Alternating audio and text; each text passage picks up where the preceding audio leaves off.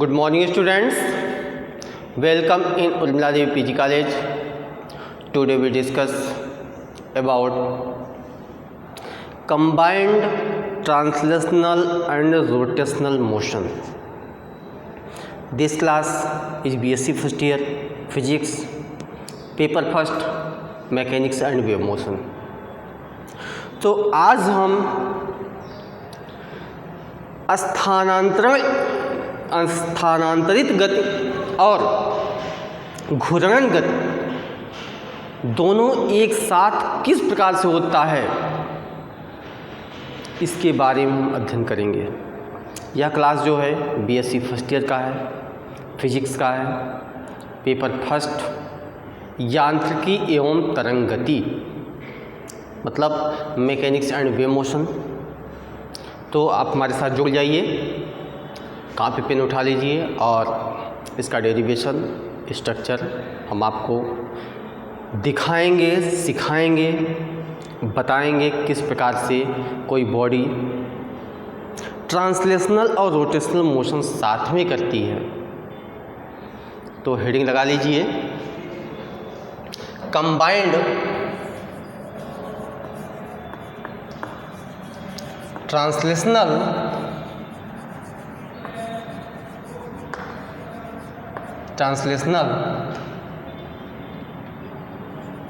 And rotational motion.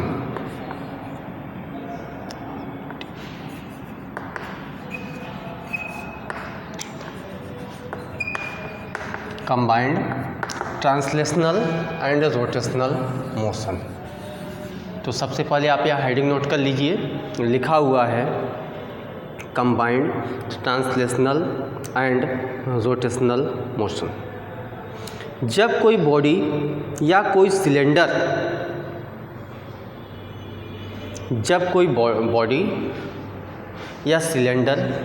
किसी फ्रैक्शनलेस surface मतलब घर्षण रहित सरफेस से क्या किया जाता है, छोड़ा जाता है, लुढ़काया जाता है, तो वह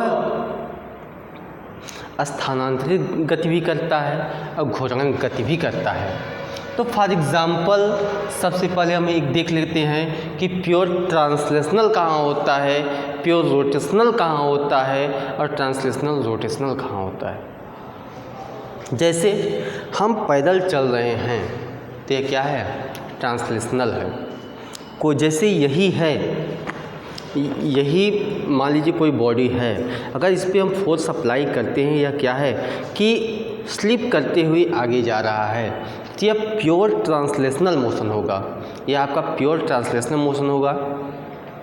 जैसे कि किसी कोई कुर्सी हो, मेज़ हो, कुछ भी हो, जब हम उस पर बल लगाते हैं या किसी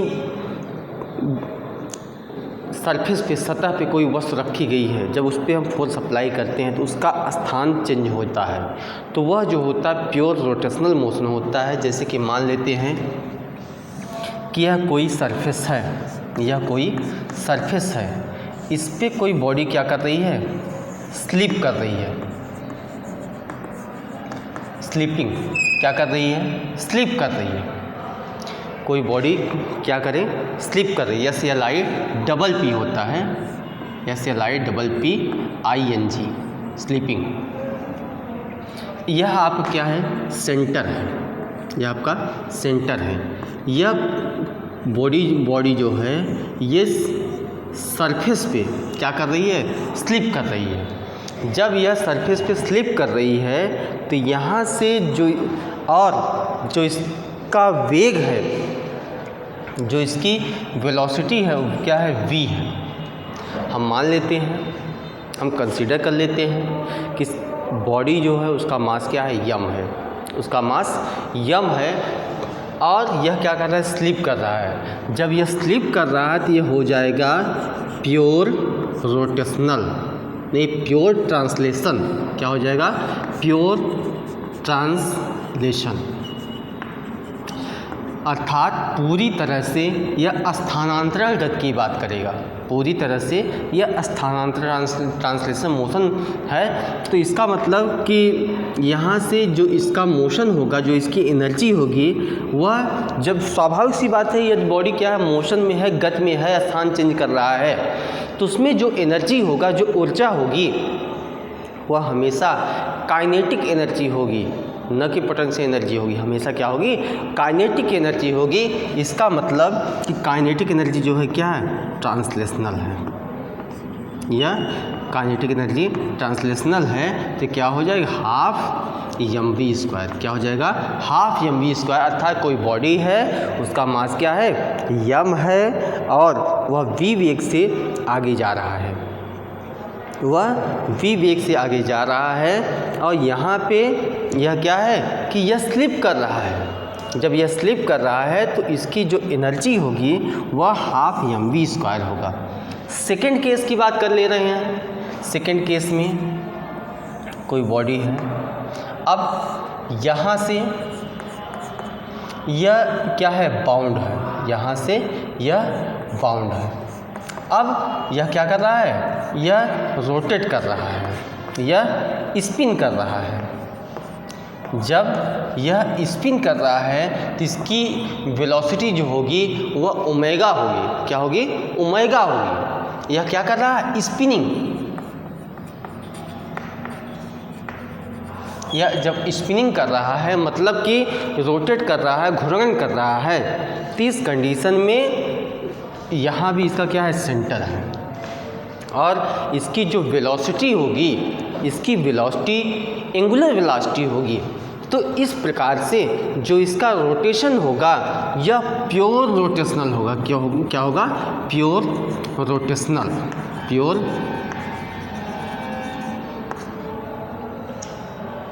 रोटेशनल होगा। यहाँ से जो इसकी काइनेटिक एनर्जी होगी, तो अभी हमने आपको बताया कोई बॉडी अगर रोटेट कर रहा है या मोशन कर रहा है, कुछ भी कर रहा है, तो स्वाभाविक सी बात है कि वह क्या होगा, उसमें जो एनर्जी होगी वह काइनेटिक एनर्जी होगी। इसका मतलब k rotational equal to 1/2 I into ω², where I is the moment of inertia and omega is the angular velocity. क्या होगा, omega is the angular velocity. इसको हम फिगर 1 मान लेते हैं, ए मान लेते हैं, इसको बी मान लेते हैं। तो फिगर से ही आपको क्लियर लग रहा है कि एक में क्या है, बॉडी जो है स्लिप कर रहा है, दूसरे में क्या है, स्पिन कर रहा है। जब स्लिप कर रहा है तो यहाँ पे जो इसकी एनर्जी होगी हाफ mv² होगा, अर्थात प्योर ट्रांसलेशनल मोशन है। यहाँ पे स्पिन कर रहा है, इसका मतलब क्या है, प्योर रोटेशनल, प्योर, ये क्या है, प्योर रोटेशनल मोशन है। अब उसके बाद क्या है, कोई बॉडी क्या कर रहा है, अब कोई सरफेस की बात की जा रही है।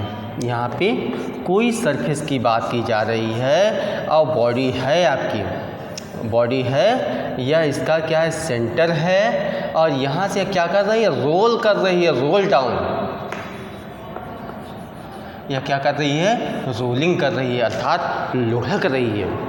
जब यह यहाँ से लुढ़क रही है, क्या, फ्रैक्शनलेस सरफेस पे, घर्षण रहित सतह पे, जब घर्षण रहित सतह पे लुढ़क रही है तो यहाँ से जो इसका मोशन होगा यह होगा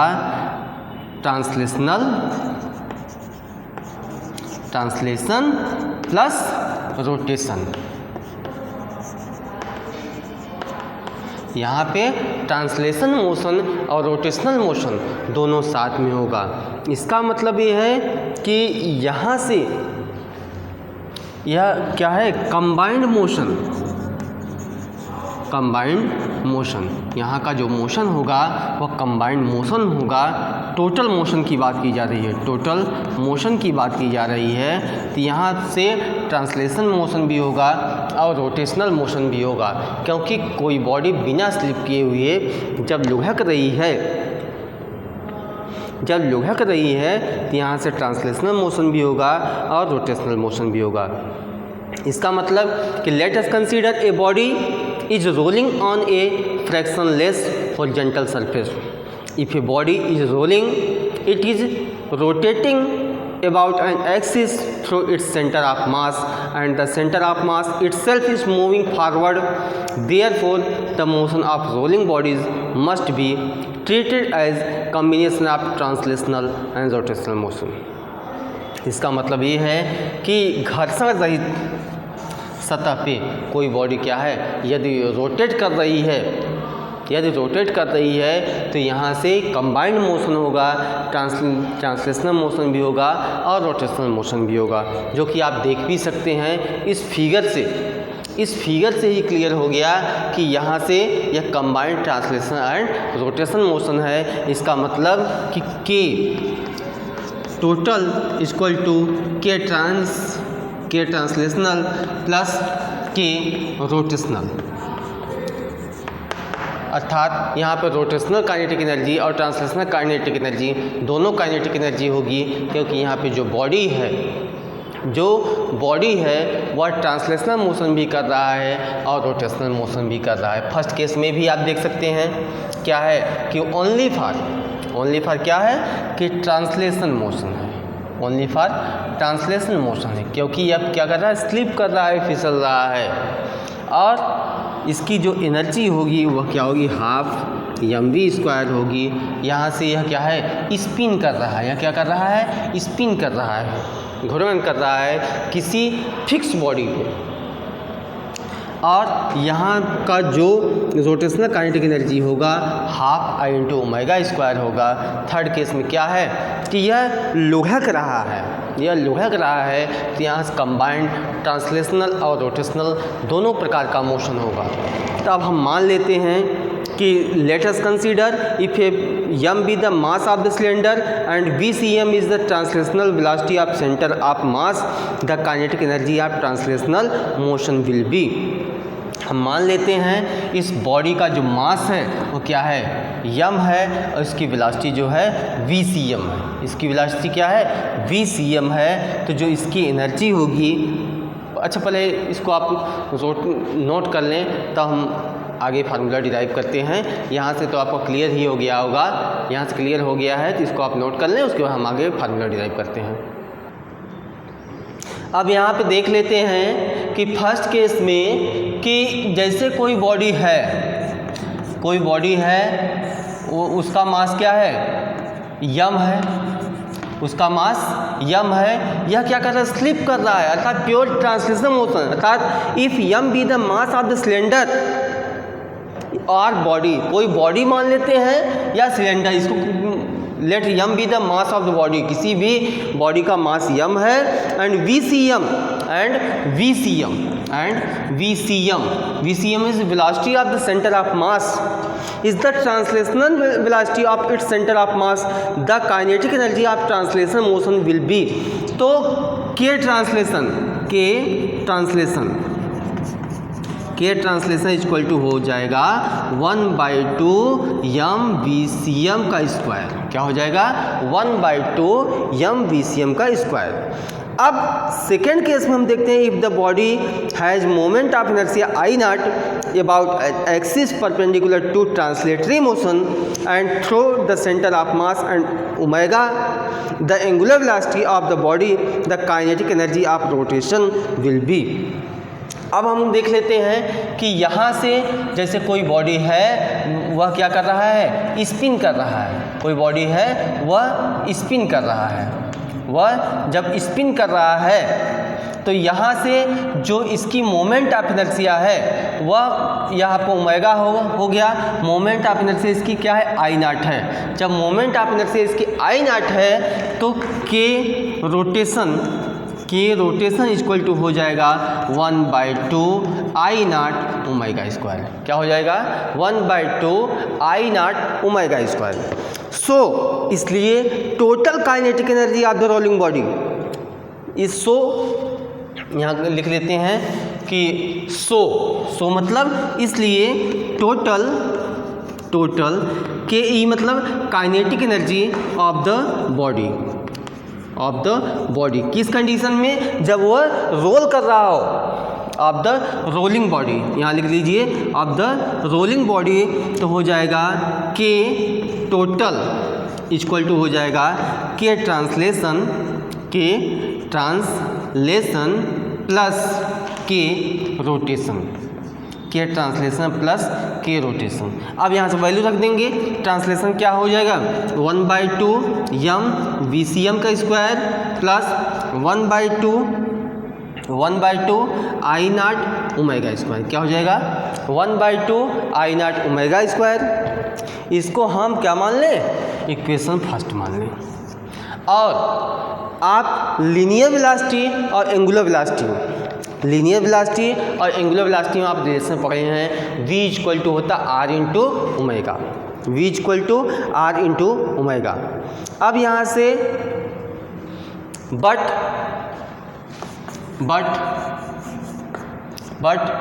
VCM इक्वल टू हो जाएगा r into omega, where r is the radius of body, r is the radius of body, जहाँ पे r जो है किसी भी बॉडी का रेडियस है, किसी भी बॉडी का रेडियस है। अब जब r क्या है, बॉडी का रेडियस है, तो यहाँ से VCM के स्थान पे हो जाएगा ओमेगा स्क्वायर r स्क्वायर। तो हम वैल्यू रख दें, देन फ्रॉम इक्वेशन 1। तो इक्वेशन फर्स्ट से क्या हो जाएगा, के टोटल इक्वल टू 1/2 यम, यहाँ VCM स्क्वायर मतलब कि r square omega square plus 1/2 I not omega square. ये हो गया, क्योंकि VCM के स्क्वायर के स्थान पे हमने रख दिया r ओमेगा, तो ये हो गया। यहाँ से कॉमन हो जाएगा 1/2 ओमेगा स्क्वायर कॉमन हो जाएगा, मिलेगा आपको यम r square plus I not. क्या मिलेगा, यम r square plus I not.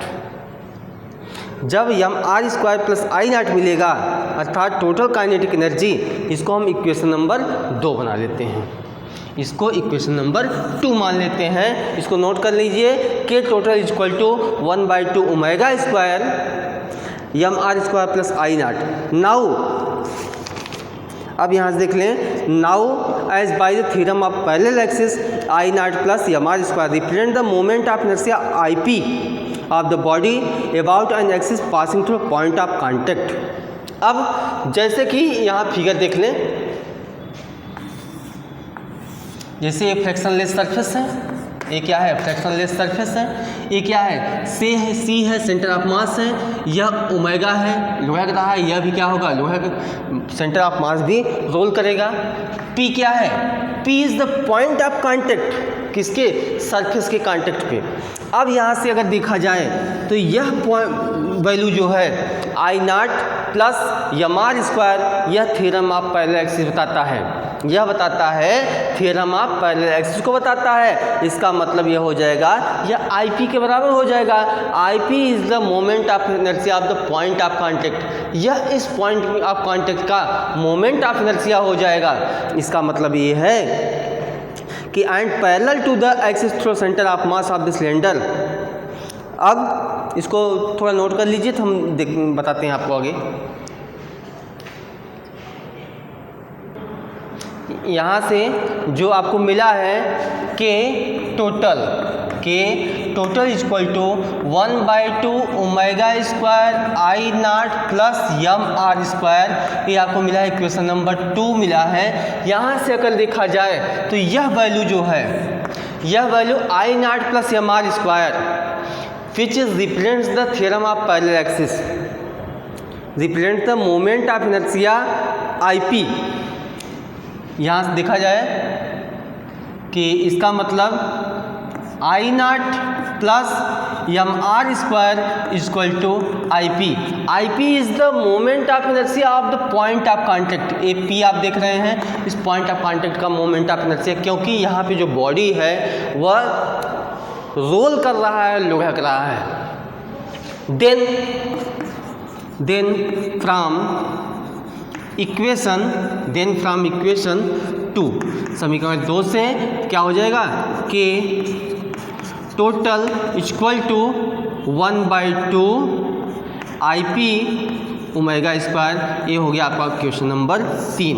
इसका मतलब ये है कि जब कोई body from equation 2 and 3 we concluded that for a body rolling on a surface the rotation of the body about an axis its center of mass plus the translation of its center of mass are equivalent to a pure rotation with the same angular velocity about an axis through its point of contact with the surface।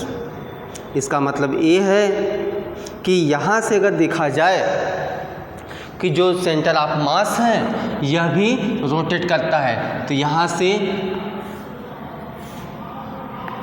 तो ये भी क्या होगा, rotate करेगा, यह भी rotate करेगा। अगर बॉडी लुढ़क रही है तो हर एक पॉइंट क्या करता है, रोटेट करता है, लुढ़कता है।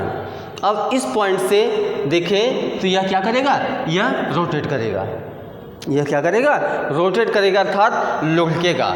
तो यह वैल्यू जो है वह बताता है, यह वैल्यू जो बताता है कि यदि कोई बॉडी लुढ़क रही है, रोटेट कर रही है, तो कंबाइंड मोशन करता है, ट्रांसलेशनल मोशन भी करता है और रोटेशनल मोशन करता है।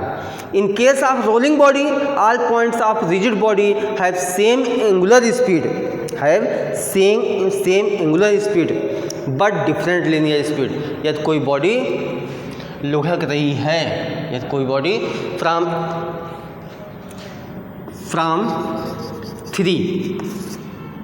3 से इट इज़ क्लियर दैट, इसको हम लिखेंगे नहीं, from equation it is clear that when a body in rolling down, जब कोई बॉडी क्या है, लुढ़क रही है नीचे की ओर या सरफेस पे कहीं भी, तो उसकी जो लीनियर वेलोसिटी होती है, रेखी वेग होता है, वही बदलता है, उसका कोणीय वेग नहीं बदलता है, उसका एंगुलर वेलोसिटी नहीं बदलता है।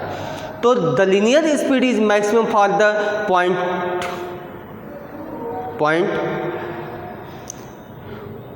अब यहाँ से अगर देखा जाए तो जो लीनियर वेलोसिटी होती है वह हर एक पॉइंट पे चेंज होती रहती है, लेकिन जो एंगुलर वेलोसिटी होती है वह चेंज नहीं होती है। अब यहाँ से हम आपको एक न्यूमेरिकल कराते हैं जिससे कि सारे डाउट्स आपके क्लियर हो जाएंगे। इसको आप नोट कर लें। यहाँ से मिला है कि total energy of the rolling body, कोई बॉडी रोल कर रही है, लुढ़क रही है, उस कंडीशन में वह ट्रांसलेशन मोशन और रोटेशन मोशन दोनों प्रकार के मोशन करता है, दोनों प्रकार की गति करती है। इस कंडीशन में के लिए आप इसको नोट कर लें। अब हम इस पे रिलेटेड एक आपको न्यूमेरिकल बताते हैं जिससे कि आपके डाउट्स जो होंगे वो क्लियर हो जाएंगे। क्वेश्चन देख लीजिए। क्वेश्चन कह रहा है कि ए solid sphere of mass 0.5 kg, एक ठोस गोला है जिसका द्रव्यमान 0.5 किलोग्राम है, एंड डायामीटर 1 मीटर, अर्थात उसका जो व्यास है वह 1 मीटर है। रोल्स, लुढ़कता है, विदाउट स्लिपिंग, बिना फिसले हुए, with a constant velocity 5 metre पर second along a smooth straight line, calculate its total energy. तो इसकी टोटल एनर्जी कैलकुलेट करना है। सबसे पहले स्मूथ सरफेस हम बना देते हैं। ये रहा स्मूथ सरफेस। कोई क्या है, ठोस गोला है, कोई ठोस गोला है। इसका मास जो m/= है वह है आपका 0.5 kg, 0.5 kg है। और इसका डायामीटर d= दिया है 1 मीटर।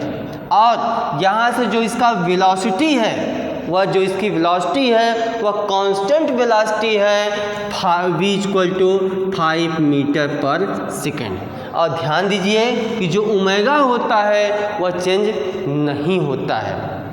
अब सॉल्यूशन, सबसे पहले जो दिया गया उसको नोट कर लें। गिवन दैट क्या क्या दिया गया है, दिया गया है m= 0.5 kg दिया गया है, d=1 मीटर दिया गया है। यहाँ से r= हो जाएगा 0.5 मीटर हो जाएगा। क्या हो जाएगा, 0.5 मीटर हो जाएगा। अब क्या कर रहा है, v इक्वल टू दिया गया है 5 मीटर पर सेकेंड, वेलोसिटी जो दिया गया है 5 मीटर पर सेकेंड, अर्थात k टोटल इक्वल टू होता है k translation plus k rotation. क्या होता है, k translation plus k rotation. अभी हमने आपको बताया जब कोई बॉडी बिना फिसले हुए क्या कर रही है, लुढ़क रही है, तो वहाँ पे ट्रांसलेशन और रोटेशन दोनों होता है। ट्रांसलेशन के लिए क्या हो जाएगा, हाफ mv स्क्वायर हो जाएगा, यहाँ से plus 1/2 I into omega square हो जाएगा। किसके लिए, k टोटल। तो टोटल काइनेटिक एनर्जी हमको फाइंड करना है। अब बात करते हैं क्या कर रहा है, सॉलिड स्फीयर। क्या कर रहा है, बात आ रही है सॉलिड स्फीयर। सॉलिड स्फीयर का जो मोमेंट ऑफ इनर्शिया होगा but I equal to 2/5 mr²। क्या हो जाएगा, क्योंकि यह सॉलिड स्फीयर है, ठोस गोला है, तो ठोस गोले का जो जगत्वाघूर्ण होता है 2/5 mr² होता है। अब और ये भी जानते हैं एंड v इक्वल टू क्या होता है, r इंटू ओमेगा। तो यहाँ वैल्यू रख देंगे, k टोटल इक्वल टू हो जाएगा 1/2 mv² प्लस 1/2 I का स्थान पे हो जाएगा 2/5 mr² इंटू ओमेगा स्क्वायर। क्या हो जाएगा, ओमेगा स्क्वायर। यहाँ से हो जाएगा, जब ओमेगा स्क्वायर हो जाएगा, अब ओमेगा का स्थान क्या रख देंगे, ओमेगा इक्वल टू हो जाता है v/r होता है, तो यहाँ से क्या होगा v/r, तो अर्थात v²/r², v²/r²।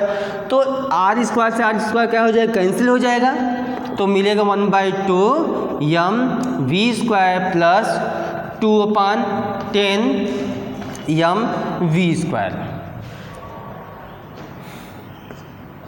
तो हो जाएगा mv² सब में कॉमन ले लीजिए, तो 1/2 प्लस 2/10, यहाँ से एलसीएम कितना हो जाएगा, 10 एलसीएम हो जाएगा, 5 2 जा 10, 5 हो गया, और 5 2 जा 10।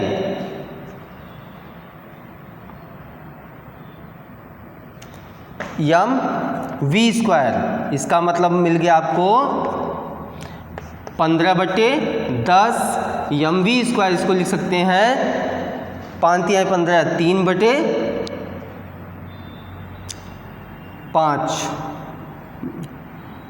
3/2 mv²। कितना मिलेगा, 3/2 mv² मिलेगा।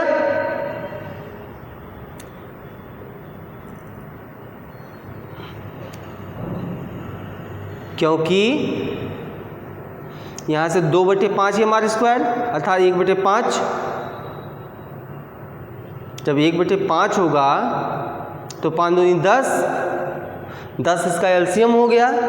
जब 10 इसका एलसीएम हो गया तो ऐसा क्यों कर रहे हैं, यहाँ सीधा कर दीजिए 1/5, 2 से 2 यहाँ से काट दीजिए, यहाँ कर दीजिए 1/5, 1/5 कर देंगे, यहाँ भी हो जाएगा 1/5। जब 1/5 हो जाएगा, देख लें यहाँ पे,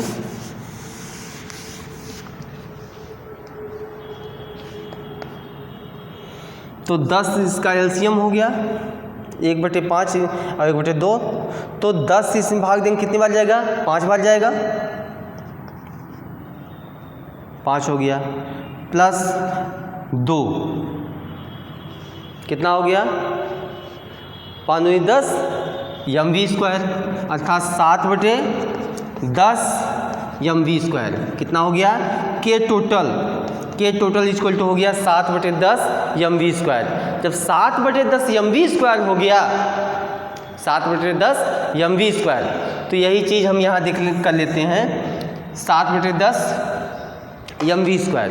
अब k टोटल इक्वल टू, अब यहाँ से वैल्यू रख देंगे, तो 7/10 गुणते यम का मान कितना है, यम का मान है 0.5 गुणते v का मान कितना है 5 का स्क्वायर मतलब 25, 5 25।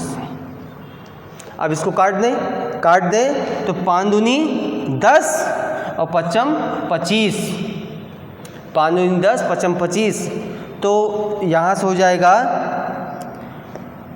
5 25 2.5 गुणित 7/2।